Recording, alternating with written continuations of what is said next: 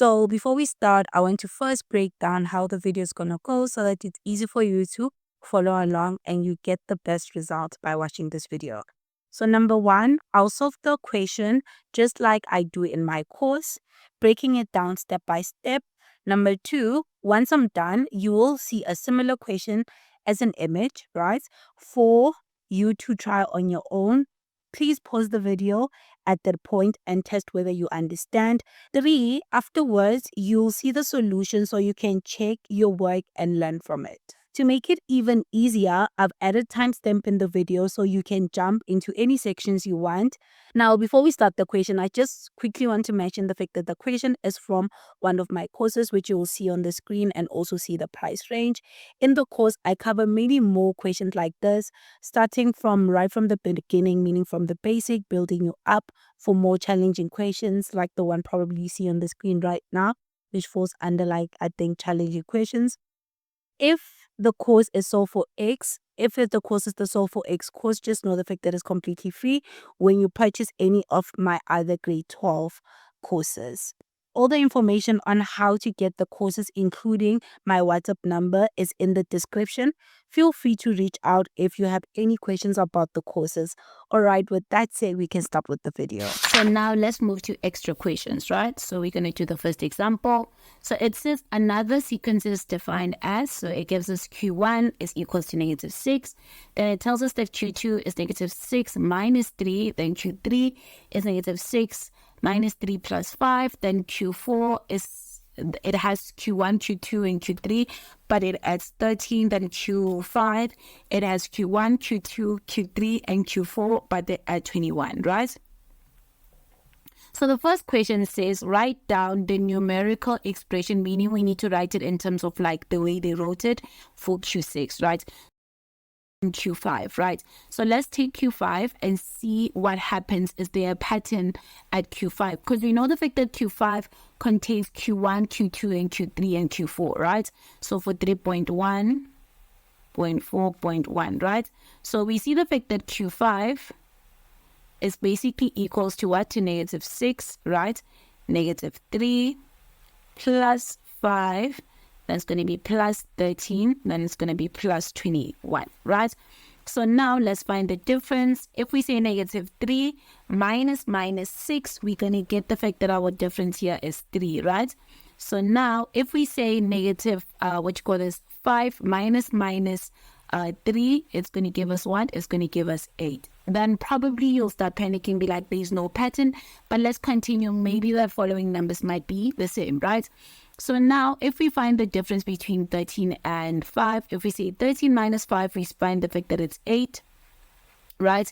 And also 21 and 21 minus 13 is going to be 8, right? So we see the fact that what happens is that only the first and the second term has a different difference, but the remaining numbers share the same common difference, right? So meaning for Q6, right? Right, it's going to be -6, right, minus 3 plus 5 plus 13, then plus 21, right? Then it's going to be plus here, it's going to be 21 plus 8, because that's the common difference, right? Which makes it the numerical expression as being -6 minus 3 plus 5 plus 13 plus 21. Then here is going to give us 29. So it's going to be plus 29. So that's how you would find the numerical expression for Q6, right? Hope that made sense. So now it says calculate the value of Q128, right? So to find the value of Q128, we need to find the relationship between Q1, Q2, Q3 till Q5, right? Then we need to see what type of a pattern that's there. Then that's how we can find what Q28, meaning we're going to need to find Tn of whatever sequence this is formed, right? So we see the fact that Q1, right, is equals to what? Is equals to -6, right? Then Q2, if we add up -6, if we add out the terms in Q2, we get the fact that we're going to have what? We're going to have -9, right? Then Q3, right? When we add them up, we see the fact that we're going to have -4.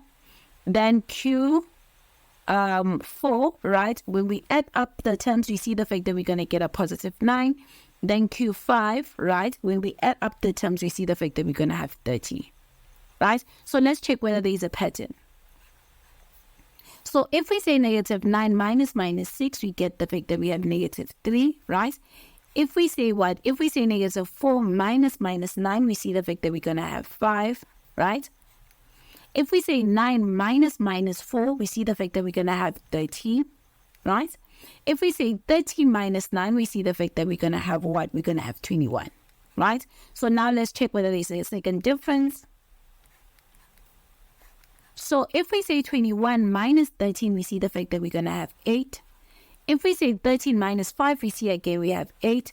And if we say 5 minus 3, we see the fact that again we have 8. Do you see the fact that this forms a quadratic formula, right? So now we're going to look for what you call this Tn, but now instead of calling it Tn, we're going to call it Qn so that we can solve for 128, right?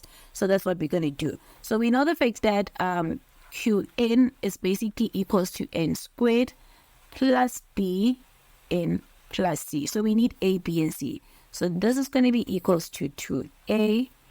This is going to be equals to 3a plus b. Then this is going to be equals to a plus b plus c is equals to negative 6, right? So let's solve for a, b, and c. So we know the fact that 2a equals to 8. Therefore, a is going to be equals to positive 4, right?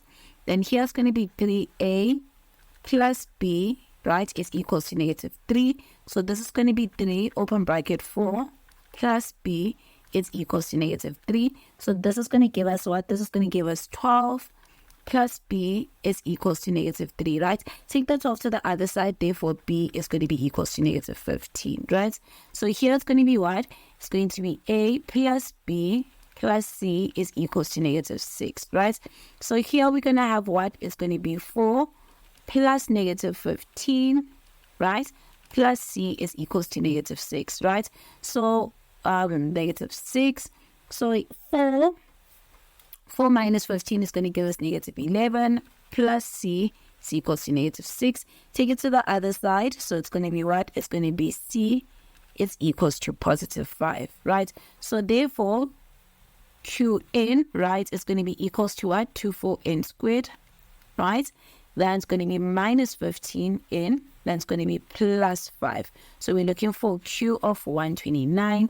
So it's going to be 4, open bracket, is going to be 129, right? All squared minus 15.